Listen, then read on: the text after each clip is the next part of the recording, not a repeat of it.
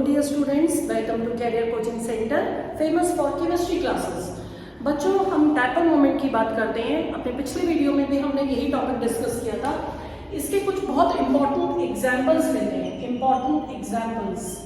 और बच्चों, आपको मैं जो भी यहाँ पर पढ़ाऊंगी ये बहुत ही इंपॉर्टेंट टॉपिक्स हैं। नीट और मेंस के दोनों के ही बहुत इंपॉर्टेंट वाले टॉपिक आपको कवर अप किए जाएंगे, ठीक है ना।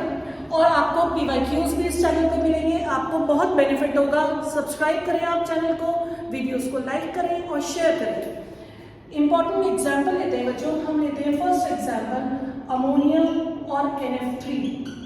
अमोनिया और NF3 बच्चों दोनों में डायपोल मोमेंट है। क्यों है डायपोल मोमेंट? दोनों में लोन पेयर है। आपको ये बात समझाई गई थी कि जब भी लोन पेयर होता है तो डायपोल मोमेंट जरूर प्रेजेंट होगी। अब अगर हम दोनों की डायपोल मोमेंट कंपेयर करें, अमोनिया बच्चों ये है, ये अमोनिया है, 3 बॉन्ड पेयर्स, 1 लोन पेयर। और सेम ही NF3 भी है, उसमें भी 3 बॉन्ड पेयर्स और 1 लोन पेयर, ठीक है ना। दोनों की ज्योमेट्री भी बिल्कुल सेम है, शेप पिरामिडल शेप है दोनों की। लेकिन डायपोल मोमेंट बच्चों डिफरेंट है दोनों की। डायपोल मोमेंट अमोनिया की ज्यादा है, mu of ammonia is greater. क्यों ग्रेटर है बच्चों? हर बॉन्ड एक डायपोल लगाता है और वो डायपोल किस डायरेक्शन में जाती है? जो मोर इलेक्ट्रोनेगेटिव है उसकी डायरेक्शन में जाती है, ठीक है।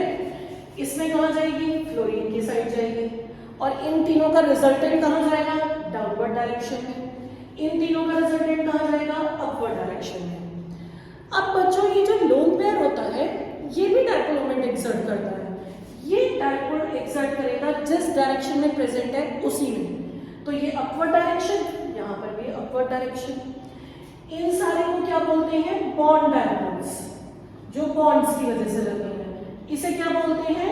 एटॉमिक डायपोल, ठीक है बच्चों, इसे बोलते हैं एटॉमिक डायपोल। इस केस में आप जरा ध्यान से देखिए, एटॉमिक डायपोल ऊपर जा रही है, बॉन्ड डायपोल नीचे की डायरेक्शन में। तो थोड़ा बहुत तो कैंसिल करेंगे, एक दूसरे को कैंसिल कर दिया। इस वाले केस में देखिए, बॉन्ड डायपोल जिस डायरेक्शन में, एटॉमिक डायपोल भी उसी डायरेक्शन में, दोनों ऐड हो गई, इसलिए इसकी वैल्यू लार्जर हो गई।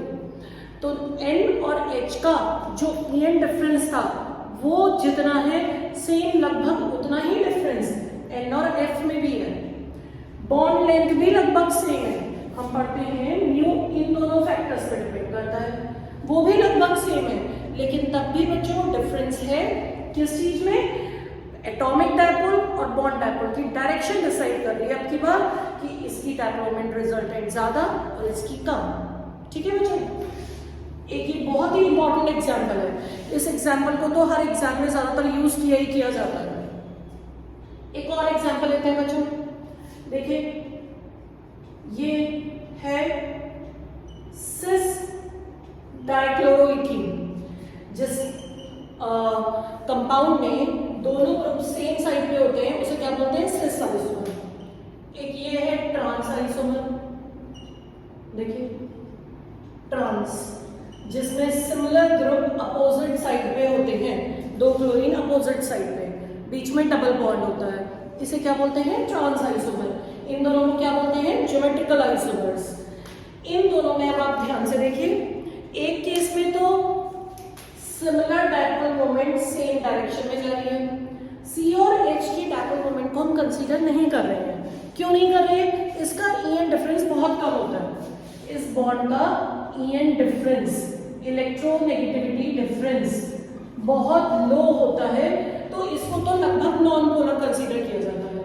तो ये डायपोल ले ली, ये डायपोल ले ली, रिजल्टेंट भी इधर चला गया, ऐड हो गया। इसमें एक डायपोल इधर, एक डायपोल इधर, तो कैंसिल हो गया। और कैंसिल होने से इसका म्यू जो ट्रांस का है वो कम हो गया और म्यू जो सिस का है वो ज्यादा हो गया। तो हमेशा सिस और ट्रांस में से म्यू किसका ज्यादा होगा? सिस का ज्यादा होगा। किसी भी आइसोमर की आप बात करें और ट्रांस का कम होगा, ठीक है। एक एग्जाम्पल और लेते हैं हम, काफी इंपॉर्टेंट एग्जाम्पल बच्चों। ये थर्ड एग्जाम्पल हम ले रहे हैं ऑर्गेनिक कंपाउंड का। ये मैं 3 ऑर्गेनिक कंपाउंड ड्रॉ कर रही हूँ, देखिए। इसे हम क्या बोलते हैं? Ortho dichlorobenzene. एक हम लेते हैं मेटा डाइक्लोरोबेंजीन, मेटा, और एक लेते हैं पैरा डाइक्लोरोबेंजीन, पैरा। अब इसमें भी हम जो मेन डाइपोल मोमेंट स्टडी करेंगे बच्चों, वो इस वाले बॉन्ड की करेंगे। क्यों? यहाँ सब जगह क्या है? हाइड्रोजन, और कार्बन हाइड्रोजन की एनर्जी ये डिफरेंस कैसा है? नेग्लिजिबल। तो इसकी डाइपोल मोमेंट इस डायरेक्शन में, इसकी इधर। सेम वे में ये डाइपोल, ये डाइपोल, और ये डाइपोल, ये डाइपोल। इसमें तो आप देख ही सकते हो बिल्कुल अपोजिट डायरेक्शन में कैंसिल हो गई। अब इन दोनों का कैसे डिसाइड होगा बच्चों? इन डाइपोल्स के बीच में जो एंगल बन रहा होता है उसे बोलते हैं थीटा। ये जो एंगल बन रहा है इन डाइपोल्स के बीच में, this is theta, this is theta. और ये इसमें से एक वैल्यू है μ1, दूसरी है μ2। तो जो μr रिजल्टेंट होता है ये वेक्टर एडिशन का फॉर्मूला लगता है, μ1 square plus μ2 square plus 2μ1 μ2 cos theta. ये फॉर्मूला अप्लाई होगा रिजल्टेंट म्यू निकालने के लिए, ठीक है। अब थीटा जितना इंक्रीज होता है उतना ही cos थीटा डिक्रीज होता है। ये बात आपको पता होनी चाहिए। अब आप देखिए ये थीटा और ये इंक्रीज हो रहा है, थीटा इंक्रीज। जब थीटा इंक्रीज हो रहा है बच्चों तो cos थीटा डिक्रीज हो रहा है, और हमारा म्यू जो है वो cos थीटा पे डिपेंड कर रहा है, तो म्यू भी कम हो गया। तो इसका मीनिंग क्या निकला? Mu of ortho, mu of Meta, mu of para. ये ऑर्डर आ गया म्यू का। तो जितने भी ऑर्थो, मेटा, पैरा आइसोमर्स हैं उनके म्यू का ये वाला ऑर्डर आएगा, ठीक है। समझ गए आप बात? तो ये बहुत इंपॉर्टेंट हमने एग्जाम्पल्स लिए हैं। एक एग्जाम्पल और लेते हैं हम बच्चों। नेक्स्ट एग्जाम्पल हम ले रहे हैं, ये भी ऑर्गेनिक कंपाउंड्स का ही एग्जाम्पल है और बहुत ही इंपॉर्टेंट एग्जाम्पल है बच्चों ये वाला। ये आपके एल्काइल हैलाइड्स के चैप्टर में भी आता है ये वाला example. CH3F, CH3Cl, CH3Br, CH3I, इनकी डाइपोल मोमेंट कंपेयर करनी है हमें, ठीक है, इन चारों की।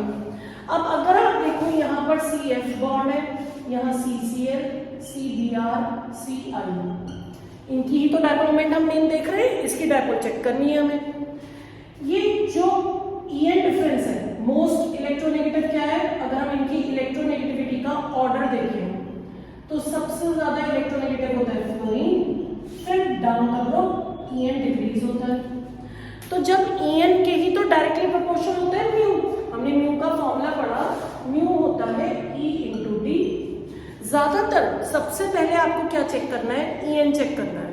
अब आप देखो यहाँ पर EN क्या हो रहा है? कम हो रहा है फ्लोरीन से आयोडीन तक। तो इससे यही लग रहा है इसकी डाइपोल मोमेंट ज्यादा होगी, इसकी मिनिमम होगी। बट बच्चों यहाँ पर है एक्सेप्शन। क्या एक्सेप्शन है? इन दोनों में मिथाइल क्लोराइड की ज्यादा हो गई है मिथाइल फ्लोराइड के कंपैरिजन में, ये एक्सेप्शन है। अब ऐसा क्यों हुआ बच्चों? ये चेंज क्यों आया बिहेवियर में यहाँ पर? वैसे तो फ्लोरीन ज्यादा इलेक्ट्रोनेगेटिव था, तो इसी का म्यू भी ज्यादा होना चाहिए था। बच्चों इसका रीजन है कि जो C और F का बॉन्ड डिस्टेंस है, बॉन्ड लेंथ है, जिसे हम D कहते हैं, वो बहुत स्मॉल है, और उसने क्या किया? इस E को भी कम कर दिया, इसके साथ मिलके जो प्रोडक्ट आया उसे बहुत लो कर दिया। तो यहाँ पर बॉन्ड डिस्टेंस ने ज्यादा रोल प्ले किया, और इस बॉन्ड लेंथ के कम होने की वजह से म्यू भी कम हो गया। ये बहुत इंपॉर्टेंट क्वेश्चन है एनसीईआरटी का भी एल्काइल हैलाइड्स के चैप्टर में, कि इसका बॉन्ड डिस्टेंस कम होने की वजह से इसकी डाइपोल मोमेंट कम हो गई, रिड्यूस हो गई। तो और ये बॉन्ड डिस्टेंस कम क्यों हुआ बच्चों? ये कम इसलिए हुआ क्योंकि फ्लोरीन बहुत स्मॉल एटम है। जितना स्मॉल एटम होगा उतना दोनों एटम्स के बीच का डिस्टेंस भी कम होगा, तो डी कम हो गया, और डी के कम होने से म्यू भी कम हो गया, ठीक है। आई थिंक ये टॉपिक आपके लिए क्लियर है, ये एग्जाम्पल्स भी क्लियर है, ओके।